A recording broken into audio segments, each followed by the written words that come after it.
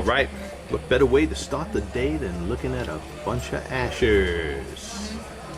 And this first two diamonds that we're looking at, there is an absolute clear winner, and I wanted to use this comparison to start off with because this Asscher on the left, which is the Asscher that we held on to, 113 FBS1, clearly has superior brightness and contrast and optics to this Asscher we got in, which is a 128 DVS. I think this is the DVS1. So definitely a clear winner in those two Asschers. All right, now we're going to bring the third one onto the screen, okay, which is a 127. And this Asscher is also looking good. All right, you've got nice brightness and contrast in that one. A 127, another D-color VS. That's a sweet idea. So both of these are really good considerations. This Asscher and this Asscher.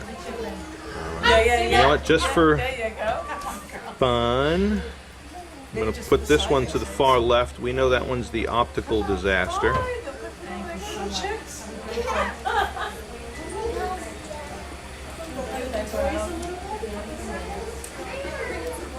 So now we have that 128 Asscher on the far left, the 113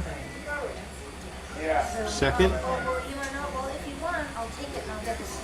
the 127 here. Also another beauty. That's looking really good too.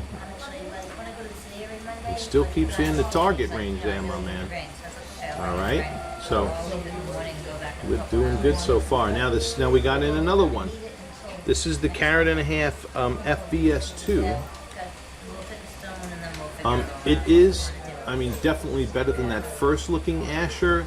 I'm still drawn more to the carat and a quarter personally. So these two kind of have my vote, although this is not, I mean, you know, believe me, I've seen worse. Matter of fact, that first diamond is a good example of a worse Asscher.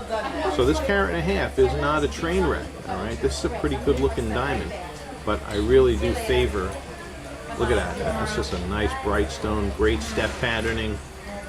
You know, both of these Asschers, this 113 and this carat and a quarter.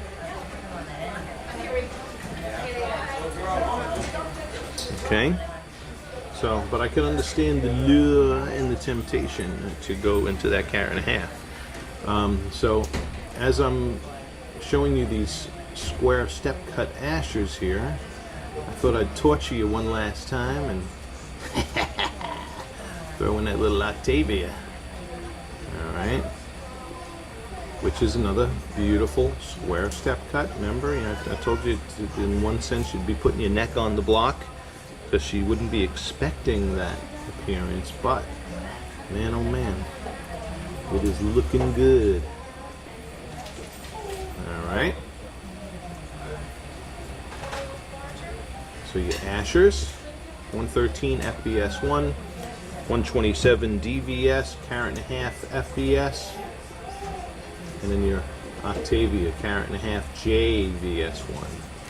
Wahaha. Alright, off we go into spotlighting and look at sparkle. Alrighty, and just for fun and education, here is that dead as a doornail Asscher cut. That's a good example of deadness in an Asscher cut. Here's the 113. Okay. Here is the 127. That's lighting up nice. A sparkle off of those big broad facets.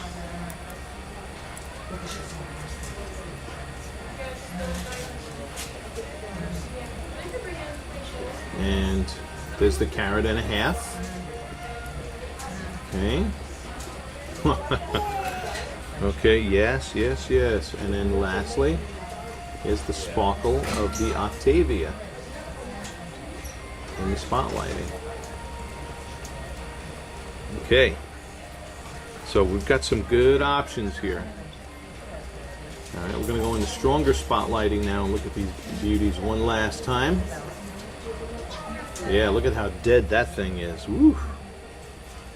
Oh yeah, I'll let Blue Nile sell that one.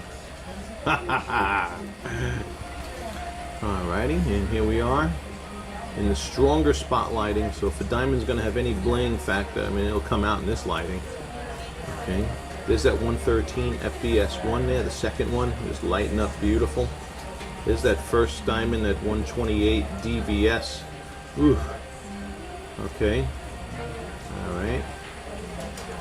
Here is. Look at that. Wow, that is really.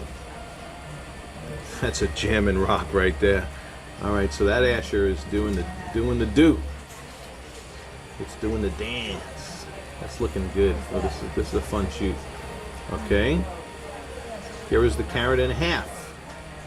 FBS. Also not looking bad at all. It's got some strong bling going on too. Son of a gun. Yo. All right. And then lastly, oh, yeah, can't forget the Octavia.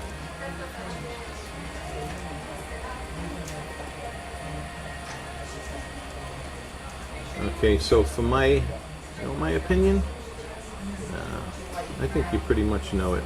The video speaks for itself. But here's what my votes would be. If we're doing traditional Asscher, you know, I'd take that carat and a quarter. All right, that stone's looking real hot. Second one, whether you went with the carat and a half or the carat 13, I'd leave that to your discretion. Those are two good Asschers. They're looking good. I kind of like the patterning better on the 113 than I do the carat and a half, but that boils again down to personal preference. The patterning is what you're going to see in the diffuse lighting also. The Octavia, you know, for me it would boil down between the Octavia and this carat and a quarter D-color. So, you know, you're over the carat and a half, you're in a specialty cut in an Octavia. I mean, it is a super hot diamond. But if you're going traditional Asscher and the look, that carat and a quarter DVS, that's the ticket. So for me, it would be between one of those two. Alrighty, there you go. I hope that's helped, my man, and I'll speak to you in email.